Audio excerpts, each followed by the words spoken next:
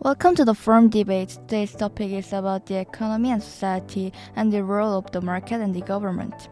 We will invite two economists to speak today, Liam and Movie. Hello, I'm Liam. I'm a professor of economics at Dreamy University. Nice to meet you. Hi, my name is Movio and I'm an economist. Good evening. We are looking forward to a spirit and thoughtful debate. So let's get started. I want to begin tonight with the issue that economists repeatedly say about laissez-faire and state interventionism. For those of you who don't know, laissez-faire is an economic theory that opposes government intervention in the economy, while state interventionism is the opposite involving the government in the economy. All societies should determine how to utilize and distribute limited resources. In this process, the market and government play an important role, but about the reason and specific gravity, there exists another opinion. Right at this point, laissez-faire and state interventionism, these two ideologies are standing at the center of controversy and conflict. Through today's discussion about these two economic paradigms, we will argue about pros and cons of which one, and learn about the appropriate role of market and government balance. Sharing your opinion first, Liam, whether free markets can maximize or whether intervention of government is more fair and makes a sustainable society. Okay, I think the government's intervention on the market should be minimized, which is the opinion of laissez-faire. When we look at some economic concepts, we can say that laissez-faire is the most appropriate and efficient form of the market. The market is like an organism, and excessive restriction disrupt the development and efficiency of it. Also, a lot of economists have been supporting laissez-faire. Can you explain the various examples for laissez-faire? There are a lot of reasons why laissez-faire is beneficial to the market. First of all, because of the law of supply and demand. The law of supply means the phenomenon that when the supply increases, the price gets cheaper, and when the supply decreases, the price gets more expensive. The law of demand stands for the phenomenon that when a product's price decreases, the demand of that product increases, and when the price increases, the demand decreases. Simply, the more expensive it is, the more people don't want it, and the cheaper it is, the more people do. When the law of supply and demand correspond to a certain degree, the price on the market is decided. Laissez-faire makes that point the most satisfactory to both the consumer and the seller. This is because the correlation of supply and demand can be adjusted properly only when there is enough freedom guaranteed in the market. Then you're saying that everything we consume is determined by supply and demand. You're right. Also, the free market enhances the quality of the goods and causes development of companies. Consumers always want to buy better products, and the companies that don't produce products that meet that standard are eliminated. Therefore, companies must continuously develop themselves and make better products. In conclusion, the market is better left in a natural condition, so that companies could compete. This is the way to make the most efficient and developed economy. Okay, Liam's assertion is that laissez-faire can help both consumers and sellers from satisfactory price and trading volumes through market's law of supply and demand. Movie, what is your view on this subject? In the market, it's necessary for the government to intervene. We can exclude the role of the government in the economy.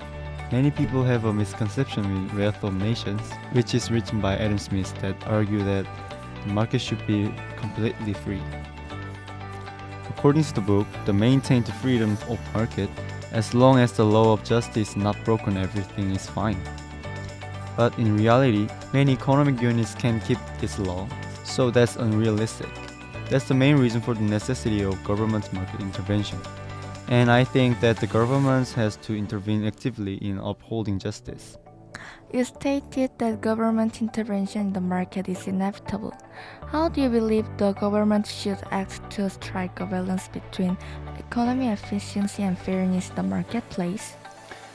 Okay. Market economy usually values efficiency. But if each company or individual only consider efficiency when they participate in the market, it brings many problems. My point is that fairness is just as important as efficiency in our economy. What's an example? I'll give you an example. In an amusement park, They sell special tickets that let the visitors skip the line and get on the ride faster by paying an extra fee. These tickets make things easier for customers and help the parks make money. But could the same approach of offering extra services for a higher price be applied in the emergency room? What if hospitals focus on economic efficiency and prioritize treating patients who could pay more? They could lead to a situation where poor individuals are unable to access necessary medical care. To prevent such outcomes, the governments regulate healthcare through medical laws. For example, emergency rooms are legally required to prioritize treating the most critical patients first.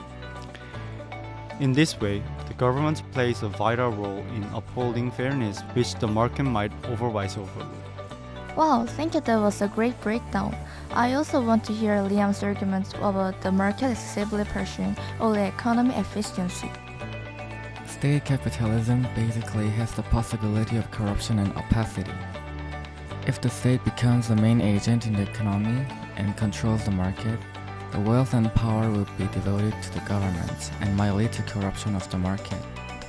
And if the resources are not distributed by the law of supply and demand, but by the state in a coercive way, it'll be inefficient. There will be a lot of resources wasted. Excessive intervention on the market weakens the competitiveness of companies, reduces creativity, and slows the development of techniques. For example, in Venezuela, most part of the economy is nationalized, and the company, including PDVSA, have shown decreasing output due to the deficiency of expertise and declining investment. Currently, Venezuela depends on their economy on exportation a lot, since their own companies lack competitiveness. Also, immoderate regulation stiffens the market, precluding companies to react quick enough to changes. In some fields, it could lead to big damages. Liam said government intervention is compulsory, so it can be inefficient. Let's hear Movie's rebuttal to this. A market economy doesn't always achieve efficiency in every situation. The market can exhibit inefficiencies, particularly in monopolies and oligopolies. A monopoly happens when one company is the only supplier in the market, so it doesn't have to compete with others. Microsoft and Google are famous examples of the monopoly. This means the company has little reason to make better products and can set price as high as it wants. In an oligopoly, where only a few companies share the market, they might raise the price to gain their benefits by collusion. In Korea, only 3 companies dominate the mobile carrier services market. This kind of behavior doesn't help society improve and instead make consumers pay more than they should. These examples show that the market economy has its limits. There are many examples of monopolies, but 오뚜기 is one of the biggest in Korea. When it comes to the use of condiment products like ketchup and mayonnaise, the 오뚜기 brand makes up 80% of the total consumption of those products in Korea. Getting back to the limitations of this market economy, what's your opinion of this, Liam? It's true that laissez-faire has the risk of monopoly and oligopoly. I agree that there is a need for legal restriction to a certain degree for fair competition. But the role of the state in the economy is only to make sure that companies play fair, and that's all. The state is the referee in the economy and should not interfere in the game. Also, a close relationship between political and business could cause even worse monopoly and oligopoly.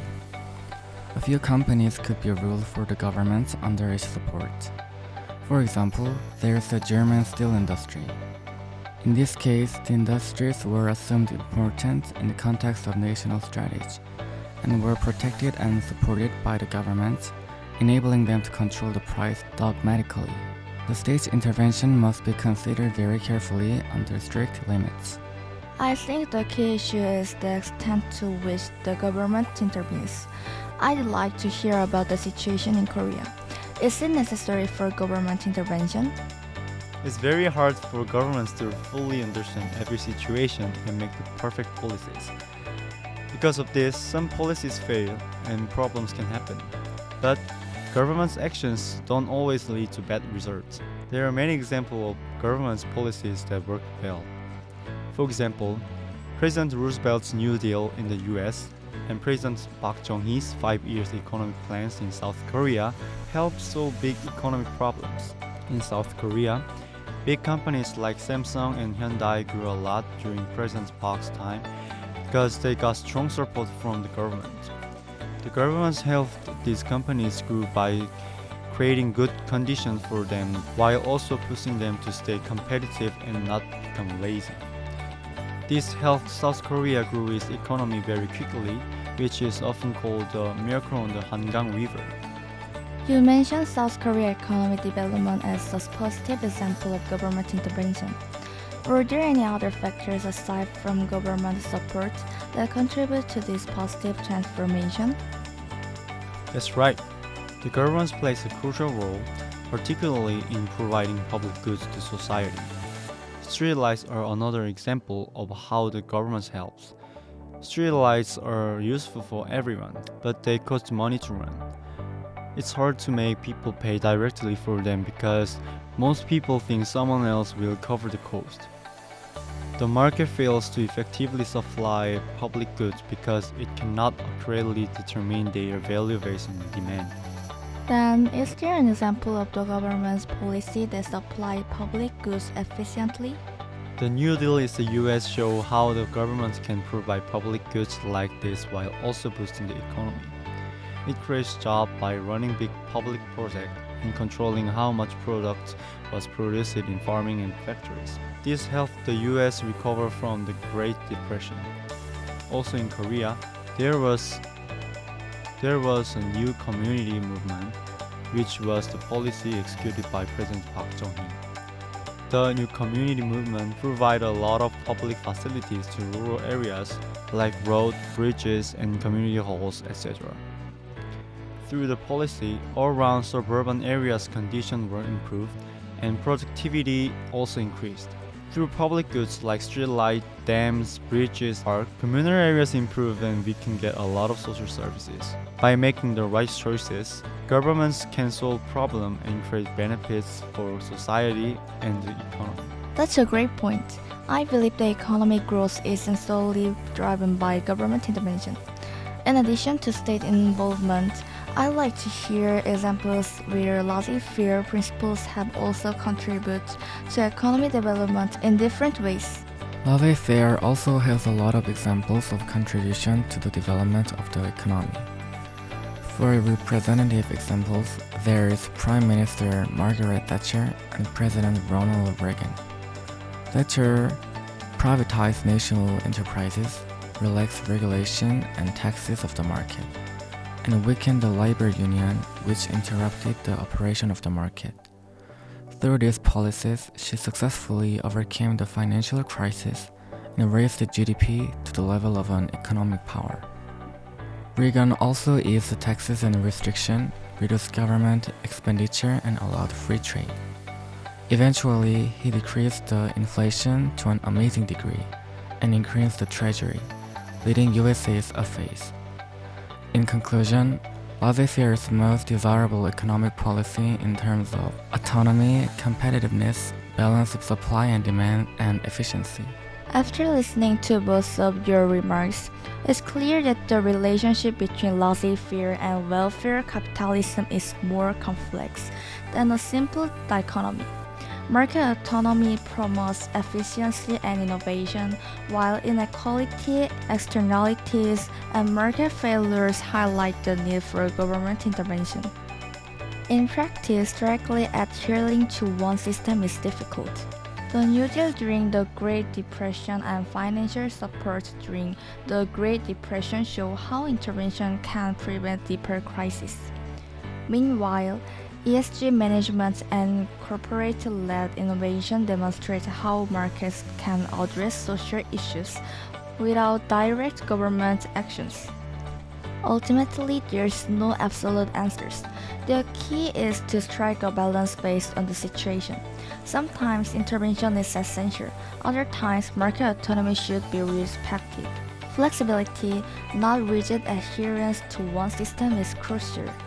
Today's discussion wasn't just ideological debate, it was a reflection on real economy issues like wealth disparity, fairness, and sustainable development.